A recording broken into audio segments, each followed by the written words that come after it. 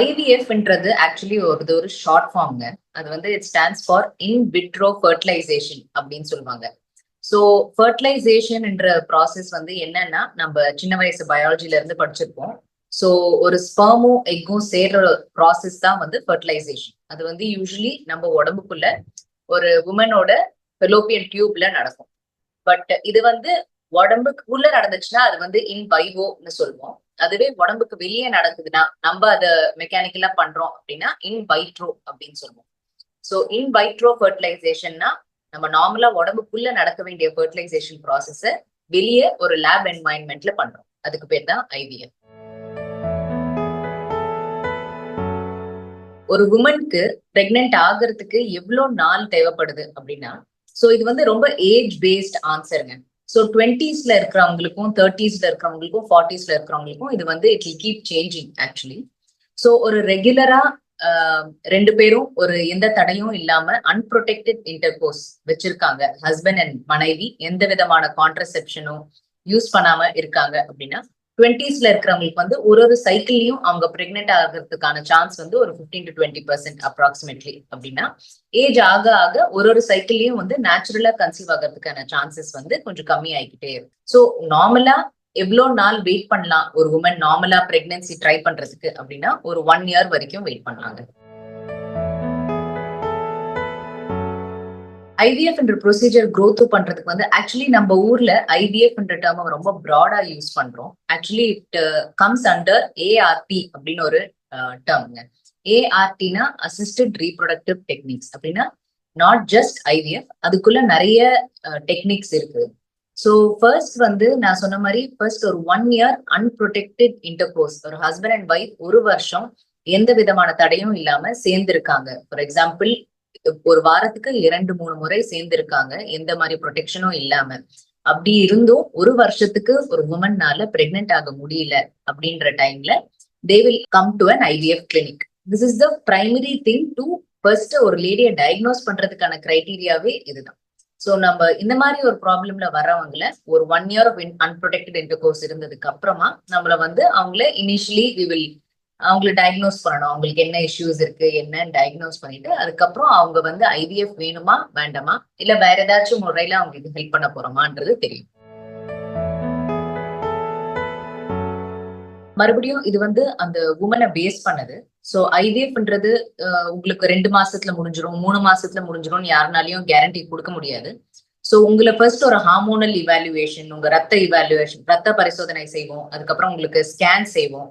அதுக்கப்புறம் இந்த மாதிரி நிறைய பரிசோதனைகள் இருக்கு. ஹஸ்பண்ட் கணவர் மனைவி 2 பேருக்குமே இந்த மாதிரி நிறைய பரிசோதனைகள் இருக்கு. அதுல இருந்து உங்களுக்கு வந்து என்ன உங்களுக்கு பிரச்சனைன்னு கண்டுபிடிக்கும். ஸோ கண்டுபிடிச்சு அதுல இருந்து உங்களுக்கு வந்து சம்டைம்ஸ் விதின் அ மந்த் கூட உங்களுக்கு சக்சஸ்ஃபுல்லா ட்ரீட்மெண்ட் நடக்கலாம். பட் ஆன் அன் ஆவரேஜ் இந்த ஐவிஎஃப் ப்ராசஸ்ன்றது வந்து it will take anywhere between 3 to 6 months, 3 to 6 மாதம் ஆகலாம். சில பேருக்கு மிகவும் கஷ்டமாக இருக்கிறவங்களுக்கு, அதாவது அவங்களுக்கு கருமுட்டை ரொம்ப கம்மியா இருக்கு, அந்த மாதிரி சிச்சுவேஷன் எல்லாம் வந்து 2-3 சைக்கிள் பண்ண வேண்டியதா இருக்கும். அந்த மாதிரி சமயத்துல ஒரு வருஷம் கூட ஆகலாம். But on an average 3 to 6 மாசம் இஸ் த நார்மல் ஆவரேஜ். இந்தியாவை பொறுத்தவரை ஐவிஎஃப்ல வந்து சக்சஸ் ரேட் வேர்ல்ட் வைட் என்ன இருக்கோ, உலகெங்கும் என்ன இருக்கோ சக்சஸ் ரேட், அதுதான் இந்தியாலையும் சக்சஸ் ரேட். ஸோ ஆவரேஜா நாங்க சொல்லணும்னா 30-40% சக்சஸ் ரேட்டுங்க ஐவிஎஃப்ல.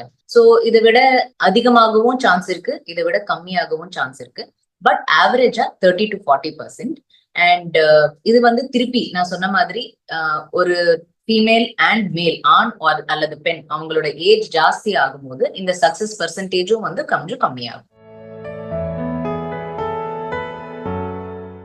ஐவிஎஃப் அப்படின்னு நம்ம டிசைட் பண்றதுக்கு முன்னாடி முதல்ல ஒரு ஆணுக்கு என்னென்ன செய்யணும், ஒரு பெண்ணுக்கு என்னென்ன செய்யணும் நான் சொல்றேன். முதல்ல ஆண் பத்தி சொல்றேன். ஆண் வந்து இந்த மாதிரி ஒரு பிரச்சனையில வராங்க அப்படின்னா அவங்களுக்கு முதல்ல அவங்க விந்தணுக்கள் எப்படி இருக்குன்னு பார்ப்போம். அதுக்கு பேரு சிமென் அனாலிசிஸ் அப்படின்னு சொல்லுவோம்.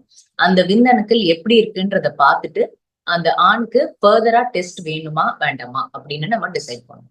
ஸோ ஃபர்ஸ்ட் விந்தணுக்கள் எப்படி இருக்குன்னு பார்த்துட்டு அதுக்கப்புறம் அது நார்மலா இருக்குன்னா அவங்களுக்கு ஃபர்தரா அதுக்கு மேல பெருசா எதுவும் டெஸ்ட் இருக்காது. இதுவே கொஞ்சம் அப்நார்மலா இருக்கு அப்படின்னா நம்ம வந்து ஃபர்தரா அவங்களுக்கு வந்து ஸ்கேன், சில பேருக்கு ஸ்கேன் சொல்லுவோம், சில பேருக்கு ஹார்மோன் அசே ரத்த பரிசோதனை செய்ய வேண்டிய வரும். ஸோ இதெல்லாம் தான் ஆணுக்கு. பெண்ணுக்கு என்ன பண்ணுவோம்னா ஃபர்ஸ்ட் அவங்க கருமுட்டை எப்படி இருக்கு அப்படின்னு பார்ப்போம். அது வந்து ஃபர்ஸ்ட் ஹார்மோன் அசேல பண்ணுவோம், ரத்த பரிசோதனையில பார்ப்போம்.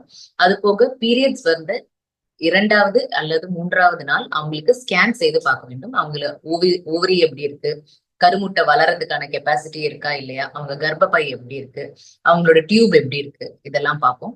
சோ ரத்த டெஸ்ட், ஸ்கேன், இது போக டியூப்ஸ் நல்லா இருக்கா இல்லையா அப்படின்னு பாக்குறதுக்கு ஹெச்எஸ்ஜின்னு ஒரு டெஸ்ட் இருக்கு. அதாவது டியூப்ஸ் வந்து பெலோப்பியன் டியூப்னு சொல்லுவாங்க இல்லைங்களா, அங்கதான் கருமுட்டை வந்து ஸ்பெர்ம் பை மீட் ஆகி ஃபெர்டிலைஸ் ஆகணும்னு நான் ஆரம்பத்திலேயே சொல்லியிருந்தேன். சோ அது நல்லா இருக்கா இல்லையான்றது டெஸ்ட் பண்ணி பார்ப்போம். இது எல்லாமே ஓகேவா இருக்கு, ஆனாலும் இந்த கப்பிள்னால பிரெக்னென்ட் ஆக முடியல அப்படின்னா டயக்னோஸ்டிக் ஹிஸ்டோலாப்ரோஸ்கோபி பண்ணும். ஃபர்ஸ்ட் ஒரு கப்பிள் நம்ம கிட்ட ட்ரீட்மெண்ட்டுக்கு வரும்போதே வந்து முன்னெச்சரிக்கையா என்ன சொல்லுவோம்னா, அவங்களோட லைஃப் ஸ்டைல வந்து கொஞ்சம் ஸ்லைட்டா மாத்தணும். ஃபார் எக்ஸாம்பிள் சில பேர் ரொம்ப நைட் டியூட்டிஸ் பாக்குறவங்க, இல்லாட்டி சில பேர்னால வந்து ரொம்ப ஸ்ட்ரெஸ்ஃபுல் சுச்சுவேஷன்ஸ்ல இருப்பாங்க. ஸோ ஃபர்ஸ்ட் அவங்க வந்து மைண்டை கொஞ்சம் ரிலாக்ஸ் பண்ணிக்கணும். அது மட்டும் இல்லாம நல்ல உணவு பழக்கங்கள் இருக்க வேண்டும் அண்ட் கொஞ்சம் நல்ல உடல் பயிற்சி செய்ய வேண்டும். So exercise, good eating habits and கொஞ்சம் ஸ்ட்ரெஸ் ஃப்ரீயா இருக்கணும். அண்ட் ஸ்மோக்கிங், ஆல்கஹால் இந்த மாதிரி ஏதாச்சும் ஹேபிட்ஸ் இருந்துச்சுன்னா அதை கண்டிப்பா அவாய்ட் பண்ணணும்.